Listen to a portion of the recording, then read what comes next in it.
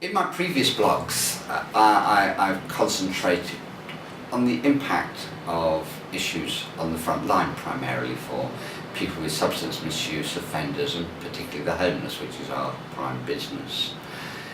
And what we're facing in the last month is actually a tsunami of changes and actions that are being required to deal with the impact of austerity measures and changes in provisions of services. The impact is becoming overwhelming, particularly for my staff, dealing with the fact that we are virtually the only major supplier of accommodation for the homeless left in our borough with a contract. And what we're experiencing, despite the fact that we're 100% fully occupied, is a demand that we cannot meet. And we're experiencing anger from agencies because they have got nowhere to put people, and they are getting very, very upset, and that anger is being translated out to others like ourselves. We've had violence.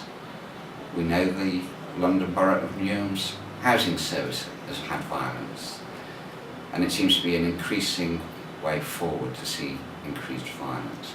So, for example, how does society deal with somebody who has been unable to pay their rents, has got convictions for GBH, is an active heroin user?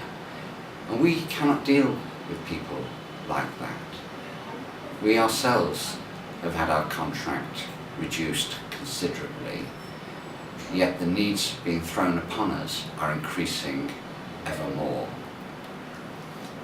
Yet when I speak to people trying to talk about this in government and local government and policymakers, there is becoming an ever increasing disconnect between those of us on the ground who have to deal with the issues and those who actually deliver policy.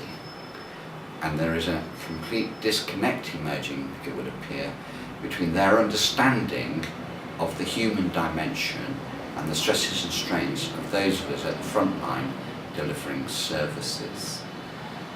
We have gone in the space of 12 months from a point of view where services were going to be requiring, for example, say 12 hours per person per week to help an individual, to being offered 3 hours per week per person. The underlying problems haven't changed. We are not inefficient, we are not wasting time, we are very efficient. Our social return on investment is 398% as determined by Oxford Economics, but actually we're being asked to do the impossible.